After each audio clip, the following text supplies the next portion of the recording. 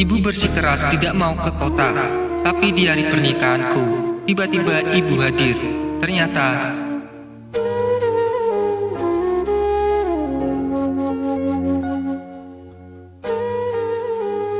pria ini bercerita, semenjak ayah meninggal, ibu tidak mau menikah lagi karena ia takut kalau aku menderita. Sejak saat itu, aku dan ibu pun selalu bersama. Ibuku telah merasakan getirnya hidup yang tidak bisa dibayangkan, sampai berhasil merawat dan membesarkanku hingga dewasa. Sejak kecil, diam-diam aku berjanji, kelak setelah dewasa nanti, aku harus memberikan hidup yang nyaman pada ibuku. Demi tujuan tersebut, aku menjadi jauh lebih kuat hidup menderita dari anak-anak lainnya sejak kecil. Aku tidak tega melihat ibu yang banting tulang setiap hari, sementara aku hanya duduk nyaman di kelas. Tapi ibu melarangku berhenti sekolah dan tetap memaksaku harus sekolah bagaimanapun juga. Lantaran kondisi keluarga, setelah lulus SMP, aku pun bersikeras untuk berhenti sekolah.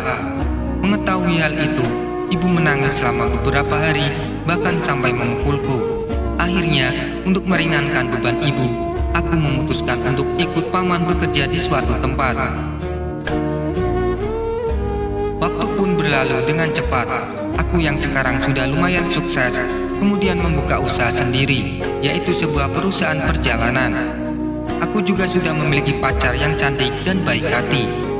Hubungan kami sudah berjalan selama lebih dari 2 tahun, dan orang tuanya terus mendesak kami untuk menikah.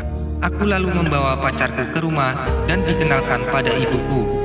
Dia sangat baik pada ibu, dan aku sempat kaget ketika melihatnya menyisir rambut ibuku.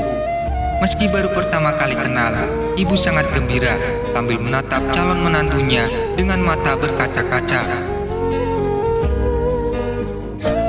Lantaran usahaku di kota, tentu aku tidak bisa selalu menemani ibu.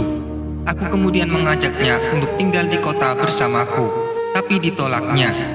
Ibu mengatakan bagaimanapun juga ia tidak akan meninggalkan kampung halamannya. Ibu jauh lebih tenang dan senang tinggal di kampung yang disukainya. Aku pun tak berdaya untuk membujuknya lagi. Aku lalu meminta sepupu untuk merawat ibu, dan tak lupa aku selalu mengirim uang pada mereka. Aku pun tidak khawatir lagi, karena hubungan ibu dan kakak sepupu sangat baik. Sementara itu, pihak keluarga mertua memutuskan untuk segera mengadakan pernikahan kami, dan aku pun setuju untuk segera menikah. Namun yang sangat aku sayangkan adalah ibu tidak bisa hadir dalam pernikahanku. Aku lalu membicarakan dengan pacarku nanti mengadakan sekali lagi upacara pernikahan di desa, supaya ibuku bisa merasakan pernikahan anaknya. Namun tak disangka, dalam pesta perkawinanku, tiba-tiba aku melihat ibu yang justru hadir dan duduk. Ia mengenakan pakaian warna merah dan melihat sekeliling sambil tersenyum, mungkin sedang mencariku. Aku pun bergegas menghampiri dan memeluk ibuku dan menangis seketika.